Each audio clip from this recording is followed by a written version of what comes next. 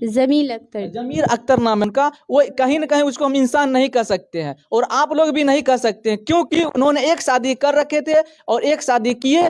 फिर अभी जो है सो मामला आ रहा है कि बेटी से ही एफआईआर चल रहा है, क्योंकि उनका बेटी जैसे खुद कबूल किया है कि ये हमारे पिताजी नहीं, ये हमारे पति लगते हैं।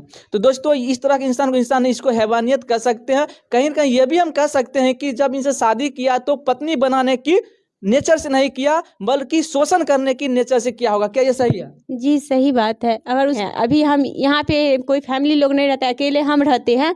अगर मेरे साथ में कोई ऐसी घटना होगा, इसकी जिम्मेदारी उसके पूरे परिवार होगा। मेरा पति है जमील अख्तर, सो जिम्मेदार होंगे। जमीर अख्तर, सॉरी।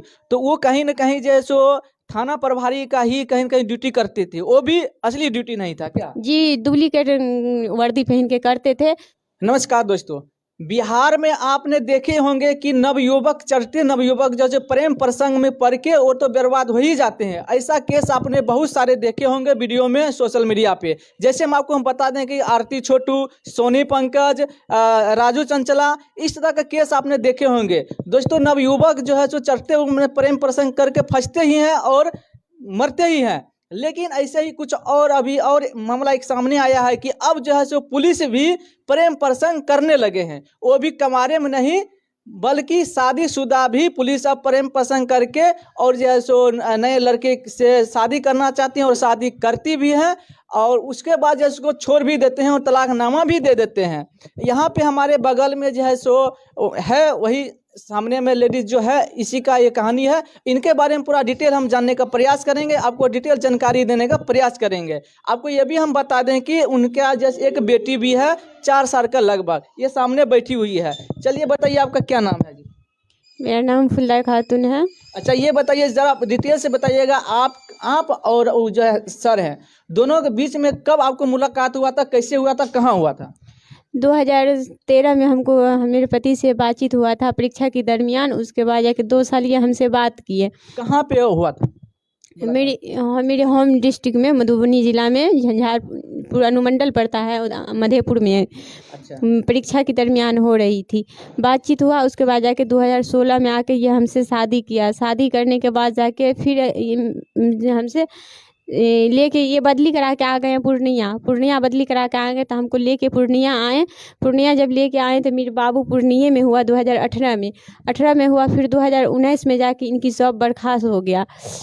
अच्छा, ये बताइए, जब उन्होंने आपको शादी करने के लिए कहा सर ने, तो क्या आपको मालूम नहीं था कि उनको शादी हो चुका है पहले से? जी नहीं, हमको नहीं बताया। हम इनसे पूछते थे, काफ़ी इनको प्रेशर डालते थे कि आप हमको सच बता दीजिए, शादीशुदा तो नहीं ना है? तो नहीं, तुमको क्या लग रहा था? हमको तो लग रहा है कि आप कुमारी की तरह हैं, एकदम पतले दुबले थे, पता में नहीं चल रहा था ये शादीशुदा है। अच्छा, कितने साल के होंगे वो लगभग? वो लगभग हमको लगता है कि 45 के उम्र में होंगे अभी। जी। उस समय तो 4 साल माइनस कर दीजिए। हाँ, तो वही 40 के लगभग में थे, पतले दुबले थे। और एक थाना प्रभारी थे, मेंटेनेंस में रहते थे, तो पता उम्र की नहीं चला। नहीं चला ये हमसे। तभी हम नाबालिग थे, बालिग भी नहीं हुए थे, नाबालिग थे। 16 साल मेरी उम्र हो रही थी। तब जाके 2016 में ये हमसे शादी किया। शादी करने के बाद जाके मेरी मम्मी पापा को, हमको भी पता चला, तो मेरी मम्मी पापा और सब मिलके एफआईआर किए 2016 में। अच्छा, ये शादी कैसे हुआ? ये अरेंज मैरिज से हुआ या लव मैरिज से हुआ या लिविंग रिलेशन से हुआ? कैसे हुआ? पहले वही रिश्ता था, हर एक चीज़ मेरे साथ में करते थे। करने के बाद जाके फिर 2016 में ये आके हमसे शादी किया। शादी करने के बाद जाके हम अपने माँ बाप के खिलाफ लव मैरिज किए हैं, लेकिन अपनी माँ बाप के खिलाफ हम नहीं किए हैं। मेरे पिताजी मेरे साथ रजामंदी से हुआ? जी हाँ, अपनी गार्जियन से रजामंदी से किया। अपनी माँ बाप को सता के हम शादी नहीं किए हैं, रजामंदी से किए। आज मेरी सपोर्ट मेरी पूरे परिवार है। और शादी हुआ है मदरसा में, निकाह हुआ, निकाहनामा भी है। और 1,05,786 रुपये मुहरदैन भी है। और बहुत अच्छे से हमको रख रहे थे, कोर्ट से भी। कोर्ट मैरिज हो रखा? जी, बहुत अच्छे से हमको रख भी रहे थे पहले। अब जाके इसकी मतलब संबंध इसकी बेटी के साथ में चल रही है। जब हम उसके डेरा पे गए, हमको पता चला, थाने के स्टाफ हमको जानकारी दिया जो पीछे इसका डेरा है। जब हम गए तो बताया कि उसकी पत्नी है सो, और उसकी पत्नी का तो पति है ये है, लेकिन उसकी बेटी है सो, उसकी सरोजनी थी सो। क्या बोला, नहीं ये मेरा पिता नहीं है, मेरा पति है, तुम्हारा पति नहीं है। हम अच्छा, मतलब उसकी जो अपनी बेटी है, उन्होंने आपको कहा कि ये हमारे पिताजी नहीं बल्कि हमारे पति है, तुम्हारा पति नहीं है। तो हम उसको बोले तो इसके मतलब तब हमको मेरा पति लगता है कि ये एक और शादी कर लिए हैं तब बेटिए से, तो बोला हाँ कर लिए हैं। तो वहाँ से हमको मारपीट करके गाली गंजन करके हमको निकाल के वहाँ से भगा दिए, जिसमें हम एफआईआर भी किए सदर थाना में। कहाँ की है? सदर थाना पूर्णिया। हाँ पूर्णिया सदर थाना में हम एफआईआर भी किए हैं, जिसमें नाम है तमन्ना खातून, सलमा आरा, नेहा और अवान मोहम्मद मंजर। जो मंजर है इंस्पेक्टर साहब की गाड़ी अभी चलाते हैं सदर में, उनके ऊपर भी एफआईआर है। लेकिन सदर थाना की जितनी भी प्रशासन है सब उनकी सपोर्ट में है, कोई इसमें एक्शन नहीं ले रहे हैं। आपको सपोर्ट नहीं करना चाहते हैं और नहीं करते हैं। अच्छा ये बताइए, जिससे आपको निगाह हुआ था उसका क्या नाम है? उनका नाम मोहम्मद जमील अख्तर है। तो दोस्तों मोहम्मद जमीर अख्तर नाम है, जिनका जैसे एक पहले से शादी हो रखा था, और जब जैसे एक एग्जाम का समय आता है तो जब एग्जाम देने गई थी मैडम जी, तो इनको जैसे पता नहीं कैसे हुआ, मतलब जो है सो बातचीत हुआ कैसे, फोन नंबर इनको ही मालूम होगा, और तब इनको मान लीजिए इसको जैसे लव मैरिज कह सकते हैं, ये शादी किया, कोर्ट मैरिज किया, बाकी जो दस्तावेज होता है वो भी इनको कोर्ट मैरिज से मिला। लेकिन अब जाके इनको फिलहाल में करीब 4 महीने से इनको छोड़ दिया है, बाकी इनसे कॉल और से बातचीत भी नहीं करते हैं। बाकी इनका कंडीशन बहुत ही खराब है, गरीब मिडिल क्लास से हैं। और हम ये कहना चाहेंगे कि वो जो भी इंसान है, समीर अख्तर जी बोले ना, जमील अख्तर, जमीर अख्तर नाम है उनका, वो कहीं ना कहीं उसको हम इंसान नहीं कह सकते हैं, और आप लोग भी नहीं कह सकते हैं, क्योंकि उन्होंने एक शादी कर रखे थे और एक शादी किए। फिर अभी जैसे मामला आ रहा है कि बेटी से ही एफआईआर चल रहा है, क्योंकि उनका बेटी जैसे खुद कबूल किया है कि ये हमारे पिताजी नहीं, ये हमारे पति लगते हैं। तो दोस्तों इस तरह के इंसान को इंसान नहीं, इसको हैवानियत कह सकते हैं। कहीं ना कहीं ये भी हम कह सकते हैं कि जब इनसे शादी किया तो पत्नी बनाने की नेचर से नहीं किया, बल्कि शोषण करने की नेचर से किया होगा। क्या ये सही है? जी सही बात है। अगर उसकी पत्नी रहते तो आज एक बच्चा को, एक बेटी को जन्म दे के आज हमको ऐसी हालात में नहीं जीना। जहाँ पे जिस मकान में हम रहते हैं, ये बैचलर सिर्फ लड़का के लिए ये मकान बना, इसमें फैमिली वाले सिर्फ अकेले हम हैं। केवल आप हैं? सिर्फ केवल हम हैं, बाकी सब पूरे जेंट्स इसमें रहते हैं। अब बताइए हम क्या स्थिति से इसमें यहाँ पे हम अभी रह रहे हैं। बताइए अभी जो है सो यहाँ पर केवल जो है सो फैमिली पब्लिक को ये रूम रेंट नहीं देता है रूम मालिक, अभी यहाँ पे अकेले रहते हैं। बताइए यहाँ पे कुछ हो जाता है तो उसका जिम्मेवार कौन होगा? जिम्मेदार मेरा पति होगा। अगर मेरे साथ में कहीं भी कोई घटना होगा, इसके जिम्मेदार मेरा पति होगा, क्योंकि कल जाके हमको डर भी हो रहा है कि मेरे पति किसी से हमको मरवा न दे।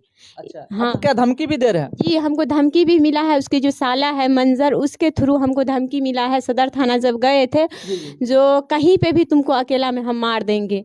अच्छा इस तरह से खुलेआम धमकी दे रहा है? हमको थाना में दिए थे धमकी, जिसमें सीसीटीवी में था, लेकिन वो डिलीट कर दिए। जब जो सदर थाना के थाना प्रभारी सस्पेंड हो गए थे 9 लाख के घोटाला में, तभी के वो थाना प्रभारी थे, तभी हमको धमकी दिए हुए थे। तो हम एसपी साहब से अभी ये भी कह देते हैं, हम अभी जिस जगह पे रहते हैं, अभी हम यहाँ पे कोई फैमिली लोग नहीं रहता, अकेले हम रहते हैं। अगर मेरे साथ में कोई ऐसी घटना होगा, इसकी जिम्मेदारी उसके पूरे परिवार होगा। मेरा पति है जमील अख्तर, सो जिम्मेदार होंगे। तो दोस्तों देख सकते हैं, अगर इनके पास कल चल के कोई घटना होता है तो इसके पूरे जिम्मेदार इनका पति होगा, जिन्होंने इसे शादी किया था कोर्ट मैरिज। क्या? जी अच्छा और कुछ कहना चाहेंगे क्या कि यहाँ के पुलिस अधिकारी से, बाकी सरकार सब क्या कहना चाहते हैं? हम यहाँ के पुलिस अधिकारी से और पूरे पब्लिक से हम ये कहने के लिए चाहते हैं, जमील अख्तर जिसका हम फोटो अभी आपको देंगे, सोशल मीडिया पे आपको देना होगा, और इस नाम के आदमी से और इस चेहरा के आदमी से जहाँ भी देखे वो पुलिस को तुरंत खबर दे, उसको गिरफ्तार जल्दी से जल्दी करे। एसपी साहब को कह रहे हैं, पब्लिक भी मेरा सपोर्ट करेगा तभी ना एसपी साहब की कानून उसको गिरफ्तार जल्दी करेंगे। तो हम इतने कह रहे हैं एसपी साहब से, डीएसपी साहब से, डीएम साहब हैं, आईजी साहब हैं, डीजी साहब हैं, उनसे कह रहे हैं तो उनको जल्दी से जल्दी सर उनको गिरफ्तार करिए। जी बिल्कुल करिए, क्योंकि आप लोग हाथ जोड़कर हम विनती कर रहे हैं कि इनको मदद कीजिए। और कहीं न कहीं देखा जा रहा है तो ये सिस्टम जो है थाना अधिकारी का एकदम खोखला हो गया है, क्योंकि दोस्तों जैसे मैडम जी जो एक बार नहीं करीब जो है सो कई बार थाने पर गए हैं, और बाकी इनको कहीं न कुछ कह के इनको वहाँ से लौटा दिया जाता है, इनको बात को सुनवाई नहीं लिया जाता है। बाकी ने जो केस किया है उस पर भी कोई ध्यान नहीं दिया जाता है। बाकी इनको जो है सो बताइए, अच्छा बताइए वहाँ पे क्या क्या होता है जब आप वहाँ जाते हैं, तो जब पुलिस से मिलते हैं अधिकारी से, बड़े बड़े अधिकारी, उन्होंने आपको क्या आश्वासन देता है? जब एसपी साहब से हम मिले, एसपी साहब 5 तारीख को, पहली का जो एसपी साहब से तो 1 मिनट हमको खड़ा नहीं होने देते थे, लेकिन अभी का एसपी जो है आमिर जावेद, वो एसपी साहब मेरा आधा घंटा तक मेरी पूरी कहानी सुनी। सुनने के बाद जाके हमको बोला कि आप क्या चाहते हैं, तो हम एसपी साहब को बोले, एसपी साहब आप एक मुसलमान एसपी हैं और हदीस के बारे में भी और कानून के बारे में आप अच्छे तरीक़ा से हमसे अच्छे जानते हैं, एक पूरे ज़िला के मालिक आप हैं, तो मेरे हक में जो अच्छा होगा आप कीजिए। तो बोला कि एफआईआर करके जेल भेज दे। हमने हाँ सर उसको जेल भेजिए, तब हमको इंसाफ मिलेगा। जब जेल जाएगा तभी ना हमको इंसाफ मिलेगा, ऐसे इंसाफ हमको नहीं मिलेगा। मतलब आपको इस एसपी से आपको कहीं न कहीं उम्मीद है? जी हाँ, ये एसपी से हमको उम्मीद है, एसपी साहब से तो उम्मीद है, लेकिन थाना में जो थाना प्रभारी हैं, थाना में जितनी भी स्टाफ है जिसको चार्ज मिलेगा उनसे उम्मीद नहीं है, क्योंकि वो सब गिरफ्तार नहीं करेंगे। क्योंकि वो सब कहीं न कहीं घुसखोर ही हो सकते हैं, क्योंकि इनका बात नहीं सुन रहा है तो कहीं न कहीं हो सकता है वो लोग घुसखोरी होंगे। और बाकी ये भी बता दें कि इनका जो पति थे जमील अख्तर सॉरी, तो वो कहीं न कहीं जैसो थाना प्रभारी का ही कहीं न कहीं ड्यूटी करते थे, वो भी असली ड्यूटी नहीं था क्या? जी, डुप्लीकेट वर्दी पहन के करते थे।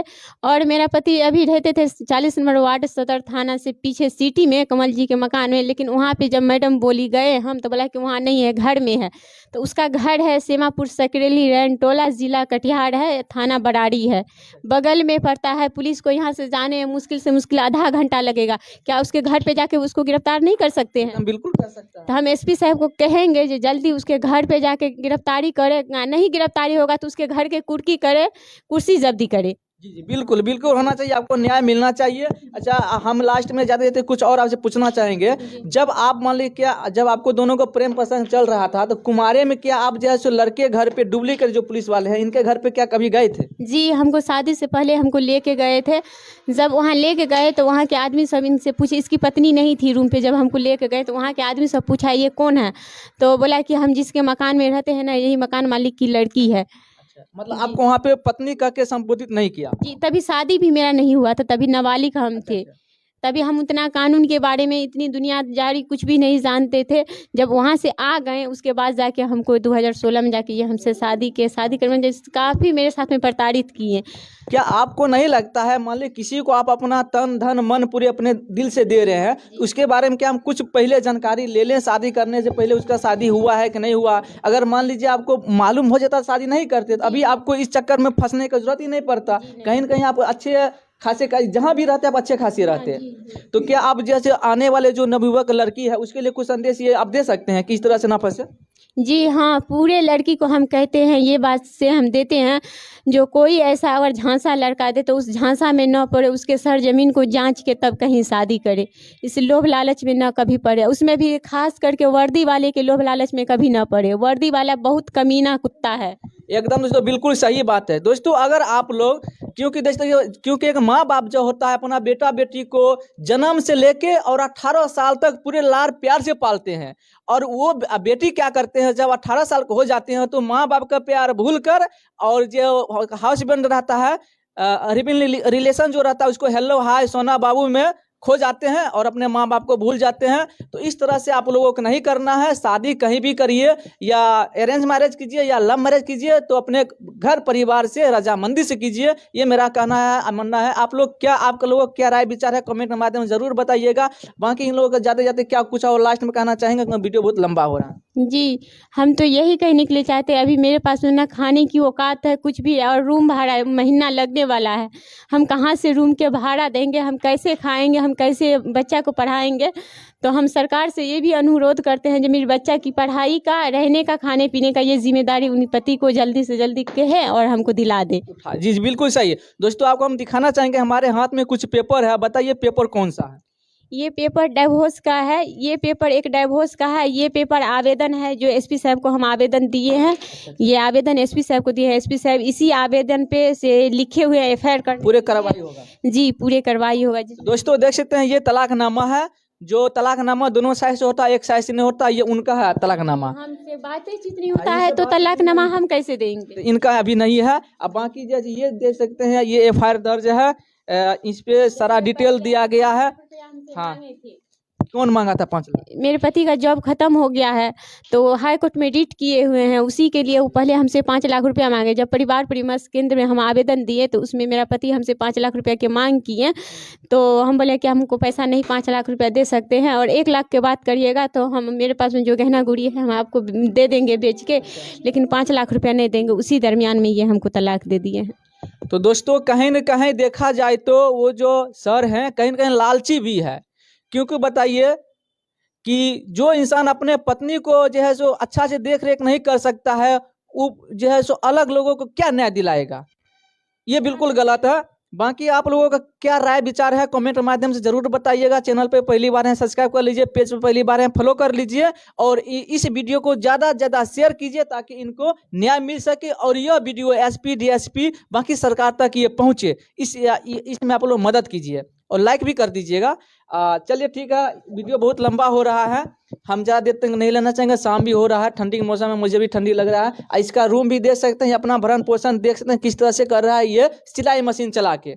यहाँ पर डर लगता है किसी जेंट्स से बात करने के लिए। रात को अगर हमको टॉयलेट लगता है तो हम घर से अकेला टॉयलेट करने के लिए अपने बच्चा को नहीं निकलने देते, ना खुद निकलते, ताकि इस दीवार पे यहाँ सुरक्षित नहीं है, आधा दीवार है, हो सकता है दीवार फाड़ के आ सकता है, कभी भी मेरा हथियार मेरा बच्चा का कि मेरा भी जानलेवा है, हमला कर सकता है। अच्छा, इसका जिम्मेवारी किसके ऊपर देना चाहेंगे? ये एसपी साहब को बोलेंगे इसके लिए उनको सख्ती करे, जो मेरे साथ में कोई घटना ऐसा न करे। अच्छा, मान लीजिए हो जाता है तो किसके ऊपर शक के दरमियान में आपको कहना चाहेंगे? ये तो पुलिस के अपराध अथी से होगा ना। नहीं, मान लीजिए यहाँ पे कुछ आपको हो जाता है तो किसके ऊपर मतलब शक जा रहा है आपको? कुछ मेरे पति के ऊपर, मेरे पति ऊपर है, और जो मंजर है जो अभी सदर थाना में इंस्पेक्टर साहब की गाड़ी चलाते हैं, उसका सबसे बड़ा धमकी मेरा पति पहले नहीं दिए थे, पहले मंजर धमकी दिए हैं। जो उसकी पहली पत्नी है, उसकी जो भाई है वो धमकी दिए हैं हमको मारने का। तो दोस्तों बाकी आप लोगों का यहाँ तक वीडियो देखने के लिए बहुत बहुत धन्यवाद, और इस वीडियो ज़्यादा से ज़्यादा शेयर कीजिएगा। मिलते हैं नए टॉपिक के साथ, न्यू वीडियो के साथ। तब तक के लिए जय हिंद, जय भारत, शुक्रिया।